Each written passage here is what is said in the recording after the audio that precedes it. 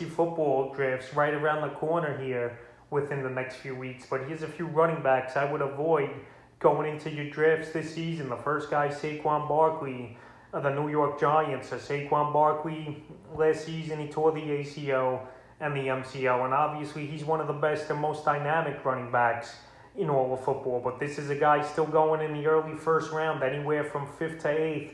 I've seen him go in mock drafts, and he's a guy I definitely can't count on. He's been hurt now. The last 2 out of 3 seasons were major injuries. I'm missing major time, and right now, with another knee injury, I think we could see some of his explosiveness go away, even though he's a freak athlete, is Saquon. So last season, he only played in 2 games with Barkley, 19 rush attempts, 34 rushing yards, 6 catches for 60 yards, and then he went down blowing his knee out. So right here, the New York Giants, they got a decent backup in Devontae Booker this season. So if you're going to go draft Barkley, you use Booker as a handcuff. But right here for this season, they're projecting a big one for Saquon. 1,052 total yards, 43 catches, and 10 total touchdowns. But right now, I'm not going to put my first round pick into a guy here that hasn't played in the last 2 seasons, full seasons, and where he obviously relies heavily on his legs and his hurdling and jumping ability here. So right now, Saquon Barkley, I'm going to let other fantasy owners take the risk of getting him. And hey, maybe he'll stay the season healthy and have a huge year. No doubt about it, but it's a risk I'm not willing to take this season. After the last 2 years, Barkley just hasn't done anything because of the knee injuries and the ankle injuries. And right now, he's the first running back I would avoid, especially I'm not going to waste a first-round pick on a guy who's been very injury-prone the last couple seasons. The next running back I would avoid this season in drafts, Raheem Mostert of the San Francisco 49ers. Another guy, when he plays, he's a great player, no doubt about it. But he's also a guy that's injury-prone. And he's a guy looking over his shoulder with impressive rookie Sherman back there for the San Francisco 49ers, who I like a lot here, and we'll talk about him in the next couple days in upcoming videos. So Mostert this season, they're projecting 1,088 total yards, only 25 catches, and 6 touchdowns. So they're projecting him to get hurt. I think the projectors too as well, and they expect Sherman probably to take over, if anything, in the mid-weeks of the season as well. So Mostert, he's going about 5th to the 7th round range in most fantasy drafts. And I just can't trust it right now. We know he's explosive. We knew he had a big Super Bowl a few seasons ago versus the Kansas City Chiefs. But he's a guy I just can't count on, is Mostert. Maybe as my 3rd or 4th running back, but a guy who's one of my first 2 starters, no way. And a guy to take in the 5th round, I still can't trust it. And I think Sherman's going to be the better running back no matter what when it's all said and done this season. And they also got Jeffrey Wilson Jr., who was pretty good as well before he went down with injury. So right there, it's a little bit crowded in that San Francisco 49er backfield. And I just don't want to deal with Mostert this season. So if I want anyone from that backfield, obviously it's going to be Sherman that I'll have on my radar going into drafts this season. The next running back I'll avoid is Miles Sanders of the Philadelphia Eagles. So Miles Sanders, he was a first-round pick last season and one of the biggest busts in fantasy football last year. He got hurt as well. That Philly offensive line was horrible. And right here, he's also a running back that don't catch the ball out of the backfield. So once Philly's trailing, say, he's going to be taken out of the game, and we're going to see Boston Scott and whoever else in the backfield. So last season for Sanders, 164 rush attempts, 867 yards, 6 rushing touchdowns, only 28 catches, 197 yards, and a 2-point conversion with 2 fumble losses. This season, they're projecting him 1,430 yards with 42 catches and 8 total touchdowns, which obviously isn't that bad of a season. But like I said, Philly could be trailing a lot in ball games this season. And Miles Sanders, he's injury prone, and it feels like he lost a step or 2 already last year as well, only in his 2nd season in the NFL. So right now, he's going about 3rd or 4th round in fantasy drafts.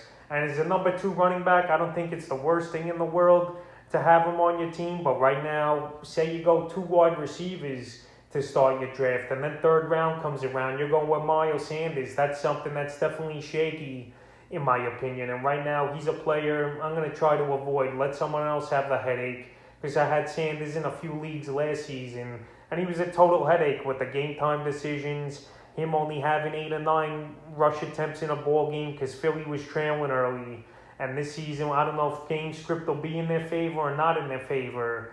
But with Sanders not receiving and catching the football well out of the backfield, he's a player definitely in PPR leagues especially. I'm going to avoid at the running back position this season. The next back's Melvin Gordon and the Denver Broncos. So Gordon, he's in a situation as well, looking over his shoulder with the rookie over there, Javonte Williams, who they drafted pretty high in the NFL draft here as the Broncos. And Melvin Gordon, he was pretty decent last season. He showed some flashes and played decent football. He almost got to 1,000 yards, 215 rushes, 986 rushing yards, 9 total touchdowns, 32 catches, 158 receiving yards, and a receiving touchdown with 4 fumble losses. So this season for Gordon, he's going about 5th to the 7th round range in fantasy football. But now with Javonte Williams over there, in my opinion, it's going to be a 50-50 split to start the season pretty much. Or maybe in Gordon's favor, 60-40. We know Gordon's not a good receiver out of the backfield. This kid, Javonte Williams, he could come in and be a 3-down back, honestly, right away out of college football and start week 1 versus the Giants. But I think they're going to ease the roll with him. But both these guys, they're ranked anywhere from the 5th to the 7th round range. And for Javonte Williams, they're projecting him 1,007 total yards on the season and 25 receptions on the year with 6 total touchdowns. So right now, to me, it's going to be a 50-50 split most likely. And I like Williams' upside over Melvin Gordon, who obviously has a lot of wear and tear and miles on his body and pushing 30 years old, which is obviously not a great age for a running back, especially nowadays, the way the game is here.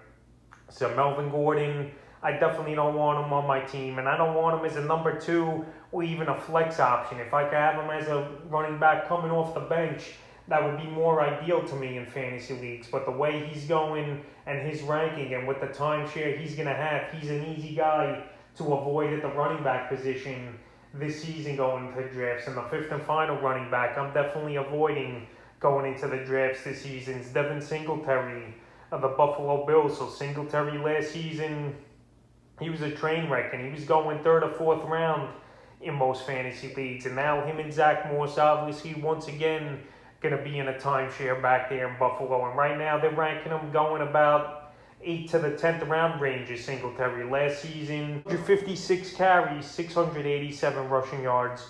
Only 2 rushing touchdowns on the season for Singletary. 50 targets, 38 catches, not too bad.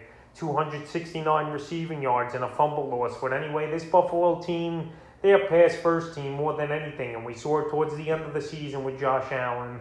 Josh Allen, he cashed in a couple weeks ago, getting a mega deal, which he definitely deserves. He turned that whole franchise around, him and Stephon Diggs, over the last year. So this Buffalo team, I don't want to deal with any of their running backs unless it's one of these guys in Moss or Singletary at the back end of my fantasy lineup on the bench here. But right here, it's a pass-first team.